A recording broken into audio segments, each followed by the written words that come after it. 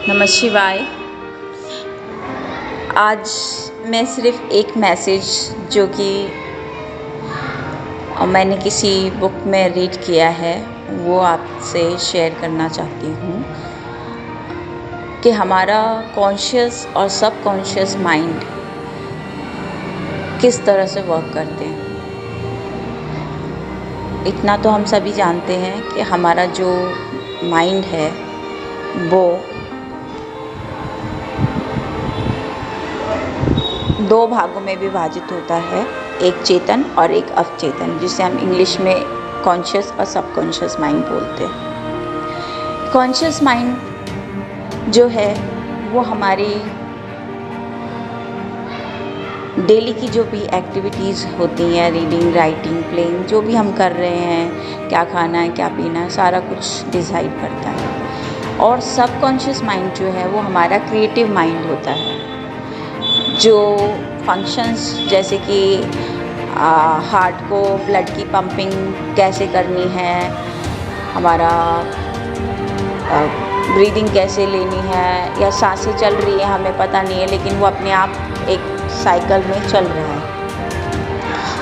तो जिन एक्शंस पे हमारा कंट्रोल नहीं है उनको कौन रेगुलेट कर रहा है? उनको सबकॉन्शियस माइंड रेगुलेट करता है।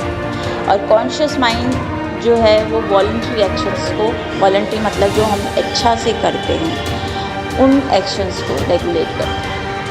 अब बात ये आती है कि इन दोनों के बारे में जानना क्यों ज़रूरी है और इन दोनों के बारे में हम जान के कैसे अपने जीवन के अंदर अगर हम कुछ बदलाव लाना चाहते हैं तो कैसे ला सकते हैं। अब बात करें कॉन्शियस माइंड की, तो जो कॉन्शियस माइंड है वो सिर्फ 4% है और सबकॉन्शियस जो है वो बाकी का 96% हो सकते हैं। तो इसका मतलब ये हुआ कि जो सबकॉन्शियस माइंड है वो बहुत पावरफुल है। कॉन्शियस तो कुछ है ही नहीं उसके सामने। लेकिन दिक्कत ये आती है कि लोगों को जो हमारा सबकॉन्शियस माइंड है उसकी पावर के बारे में पता ही नहीं और ना वो उसको यूज़ कर पाते। ह्यूमन माइंड जो है वो अभी भी इतना विकसित नहीं हुआ है कि ब्रेन की पूरी, हमारे जो माइंड की जो पावर है उसको पूरी तरह से यूज़ कर पाया हो। हम लोग अपनी ब्रेन की 10% पावर भी यूज़ नहीं कर पाते और जो 10% यूज़ कर लेते हैं वो जीनियस हो जाते हैं या सिद्ध हो जाते हैं। तो अगर हम थोड़े से भी कॉन्शियस होंगे तो हमारे जो भी ड्रीम्स हैं, जो भी डिज़ायर्स हैं, अगर हम उनको क्लियर कर सकें और उनको पूरा करने के लिए थोड़ा सा सबकॉन्शियस यूज़ कर सकें तो वो फुलफ़िल हो सकती है। तो अब आगे जानते हैं कि कॉन्शियस और सबकॉन्शियस के बीच कैसे कार्य चलता है या क्या क्रिया चलती है जिससे कि हम अपनी लाइफ में कुछ भी क्रिएट कर पाते हैं। बेसिकली होता क्या है कि कॉन्शियस माइंड जो होता है वो दिन भर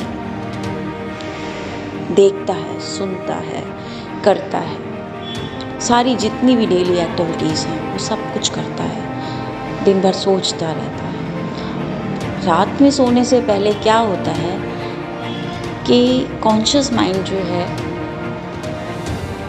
अगर उसको पता ना हो कि क्या चीज़ हमें रखनी है, क्या छोड़ देनी है, तो वो सो जाएगा बस लेके।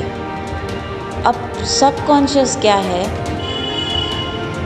उसके पास कोई जजमेंटल पावर नहीं है, वो जज नहीं कर पाता कि क्या लेना है, क्या छोड़ना है। जैसे एक छोटा बच्चा होता है ना, उसको नहीं पता, वो जा रहा है कहीं रास्ते पे, जो क्रॉलिंग बच्चे होते हैं वो जब घुटनों से चल रहे होते हैं उनको नहीं पता वो कहाँ जा रहे हैं, वो चलते हैं, बस चलते जाते हैं और वो कुछ भी हाथ में उठा लेते हैं या कुछ भी मुँह में डाल लेते हैं। तो वैसे ही हमारा सबकॉन्शियस माइंड एक बच्चे की तरह है, उसको कुछ भी नहीं पता क्या चीज़ अच्छी है, क्या बुरा है।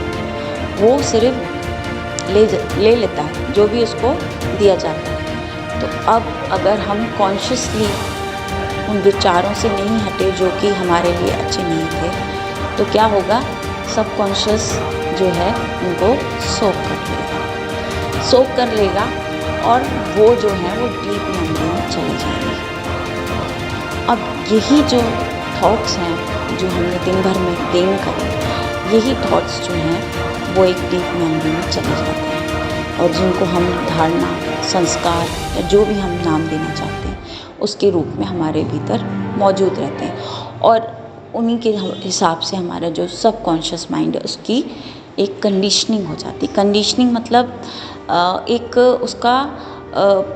उसको एक वो मिल जाता है कि जब भी ऐसी चीज़ होगी तो हमने ऐसा करना है, मतलब एक उसका रिएक्शन और रिस्पॉन्ड जो आते हैं हमारी बॉडी में। जैसे हमने कुछ गर्म छुआ तो हमारा हाथ एकदम सडनली पीछे आ जाता है, तो ये क्या था, एक रिएक्शन था जो हमने एक एक्शन किया, कोई गर्म चीज़ छुई और हमारा हाथ सडनली उस चीज़ से हट गया, तो एक ये रिएक्शन था, एक्शन का रिएक्शन था। लेकिन हमें कैसे पता चला कि ये गर्म है? जब हमारी बॉडी ने सेंसेशन ली तो वो मैसेज ब्रेन में गया और ब्रेन ने उसके जो उसके पास जो एक्सपीरियंस थे उसके अकॉर्डिंग उसका रिस्पॉन्ड दे दिया।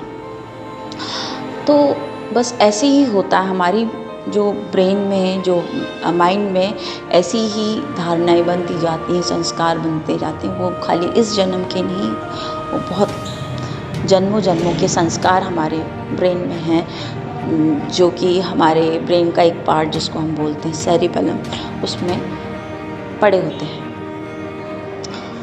अब बात आई कि चलो ये तो हो गया कि कॉन्शियस और सबकॉन्शियस के बीच लेन देन हो गया। अब बात है कि कुछ अगर हमारी लाइफ में गड़बड़ हो रही है तो हम हमेशा ब्लेम करते हैं दूसरों को। हम कभी भी ये नहीं सोचते कि इसका कारण जो है, इसका जो कॉज है वो मैं ही हूँ, क्योंकि हम हमेशा खुद की सोच पर या खुद की जो भी हमारी धारणाएं हैं, संस्कार हैं, उन पे ध्यान नहीं देते। हम हमेशा यही सोचते हैं कि हमारे साथ जो भी हो रहा है वो हमारी सराउंडिंग्स की वजह से हो रहा है या हमारे जो भी इर्द गिर्द है उसके थ्रू हो रहा है, जबकि हम ये भूल जाते हैं कि सराउंडिंग्स और जो भी हमारी सर्कमस्टेंसेस हैं वो सिर्फ एक इफ़ेक्ट है, जबकि कॉज जो है वो हमारी सोच है। तो हमें अपनी सोच पे कार्य करना होता है, जो कि हम करते नहीं हैं, इसीलिए हमारे साथ कुछ ऐसा होता है जो कि नहीं होना चाहिए। तो अब हम इस कॉन्शियस को किस तरह से ट्रेन करें कि ये सबकॉन्शियस को कुछ अच्छा दे और हम अच्छा फील करें या हमारी लाइफ में अच्छे कार्य।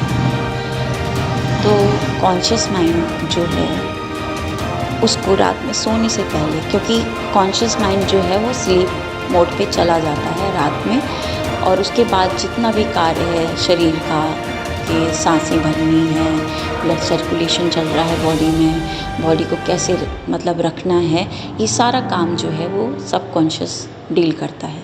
तो सबकॉन्शियस एक ऐसा बॉडी का ऑर्गन है जो कभी भी रेस्ट नहीं करता, और अगर वो एक सेकंड के लिए रेस्ट करता है तो वो बहुत प्रीशियस होता है अगर वो करे तो आपको सबकॉन्शियस माइंड को क्या इन्फॉर्मेशन देनी है जिससे कि वो अच्छे रिजल्ट्स दे हमारी लाइफ में।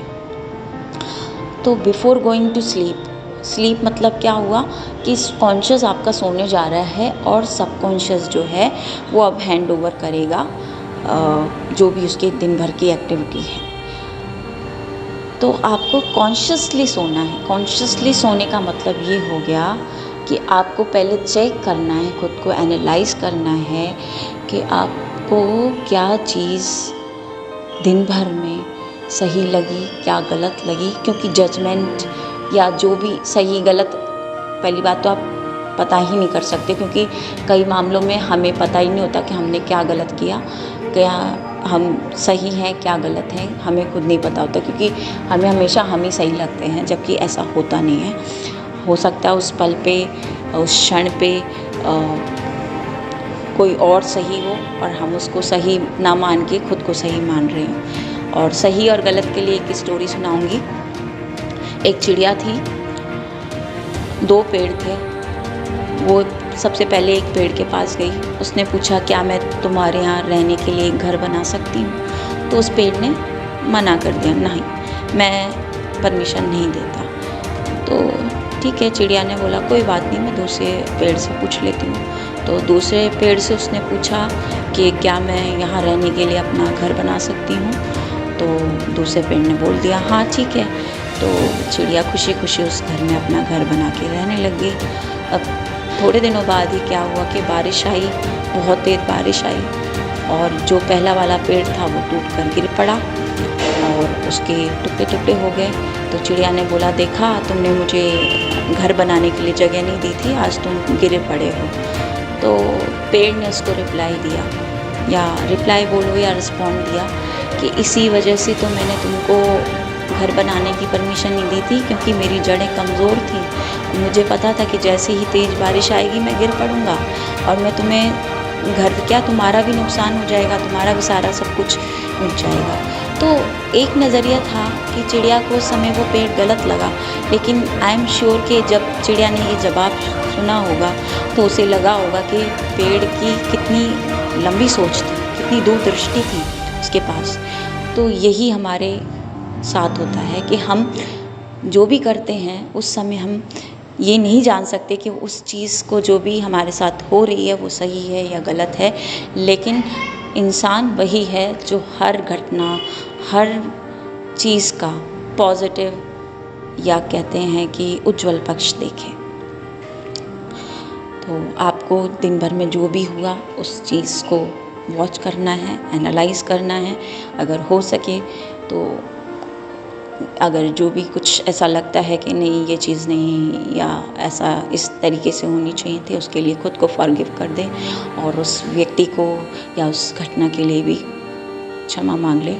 और जब आप सोने जाएं तो खुद को ये बोल के कि मैं कर्ता भाव से मुक्त हूँ, मेरा हर कर्म अच्छा या बुरा मुझे नहीं पता, ईश्वर को समर्पित है, और मैं इस समय अपने अवचेतन के सुपुर्द सिर्फ एक विचार देना चाहती हूँ कि मैं जीवन में जो कुछ भी प्राप्त कर रही हूँ वो भगवत कृपा है, भगवत का अनुग्रह है, भगवान का आशीर्वाद है, और मैं आगे जो कुछ भी प्राप्त करूँगी वो भी ईश्वर का दिया है, क्योंकि मैं उसकी संतान हूँ। अब आप इस थॉट के साथ अगर सोएंगे तो आप एक चीज़ सोचिए, जब आप अपने आप को ईश्वर की संतान मान रहे हैं तो आप ये सोचिए, जब आप उसके बच्चे हैं तो आप ये सोच लीजिए कि आप बच्चे हैं तो आप कुछ भी गलत प्राप्त नहीं करेंगे। क्या आपके भी बच्चे होंगे, क्या आप अपने बच्चों को कुछ ऐसी गलत चीज़ देते हैं जो आपको लगता है कि नहीं हमें ये चीज़ नहीं देनी चाहिए? नहीं देते ना, कभी भी नहीं देते। जब भी आप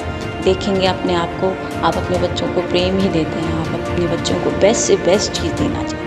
तो जिस क्षण आपने अपने सारे कर्म ईश्वर के सुपुर्द कर दिए, खुद को कर्ता भाव से मुक्त कर दिया, आपको एक माध्यम बन के सोना है कि मैं सिर्फ ईश्वरीय कार्यों का माध्यम हूँ। I am just the medium of divine love, divine intelligence, divine piece.